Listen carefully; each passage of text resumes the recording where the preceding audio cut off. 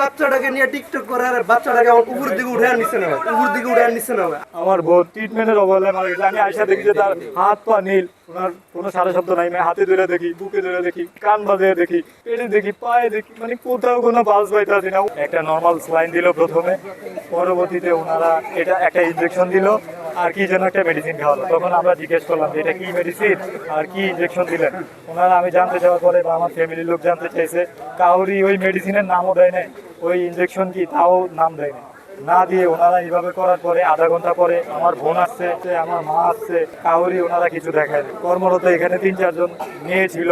আমি ওনাদেরকে বললাম আমার বোনের অবস্থা কেন এইভাবে করে আছে কেন, হাত পা। আমার বোন, আমি আমার ফ্যামিলির সবচেয়ে কালো, আমার বোন আমার চাইতে ধবধবা ফর্সা, মানুষটা কালো হয়ে গেছে, এগুলা ফ্যাকাশ হয়ে গেছে, ফুলে গেছে। তখন আমি তাদের জিজ্ঞেস করছি যে কেন এই অবস্থা কেন, অন্তত একজন ডাক্তারই না দেখান। ওনারা মানে আমি যে একটা মানুষ, আমি যে একটা কথা বলতেছি, উনি আমার কথার কোনো গুরুত্ব না দিয়ে উনি একবার এদিকে যায় একবার ওদিকে যায়, ফোন দিয়ে কারোর জন্য কি বলতেছে। নাম জিজ্ঞাসা করলাম, কারো নাম বলে না। আর ডাক্তার রাখি ম্যাডাম আসলো, আইসা দেখে রুমে থেকে বাইরে সে দেখলাম, বললো যে মাথা দিয়ে এইভাবে না বললো।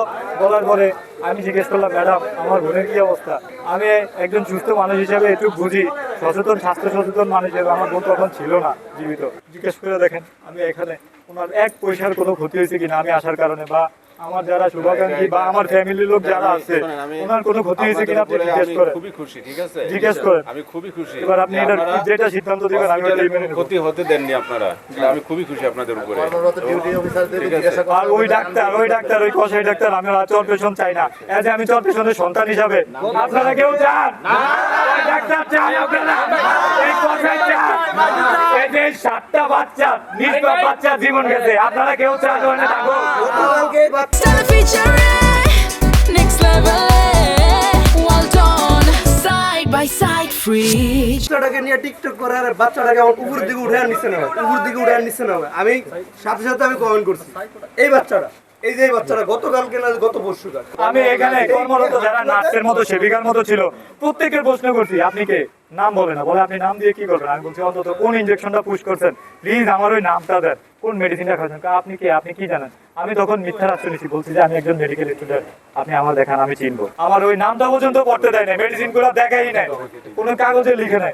ওই আয়ারা ওইটা নিয়ে গুছিয়ে নিয়ে গেছে, আমার দেয় নাই স্যার, আমার দেয় নাই ওগুলো। আমি চাইছি, ওনারা অনেক জোর করছি, ওনারা মহিলা, আমি তো ওনাদের গায়ে হাত দিতে পারি না। ওনারা 2 জন মহিলা নিয়ে গেছে, 2 জন, একজন আমার মতো টল, স্বাস্থ্য একটু ভালো, আরেকজন খাটো করে সাদা ইউনিফর্ম পরা। আপনি সিসি ক্যামেরা ফুটেজ আছে যাচাই করে দেখেন। ওনারা আমার দেয়নি স্যার। আমি বলছি যে আপনি কোন পরিপ্রেক্ষিতে, কোন ডাক্তারের আপনি ট্রিটমেন্টে ওনাদেরকে এই ইনজেকশন পুশ করলেন আর এই মেডিসিন খাওয়ালেন, ওনারা আমার দেখাই নেই। ওনার অভিযোগটা ছিল যে উনি ওনার বোনকে নিয়ে এসছেন, এখানে প্রপার ট্রিটমেন্ট করা হয়নি এবং অবহেলা করা হয়েছে।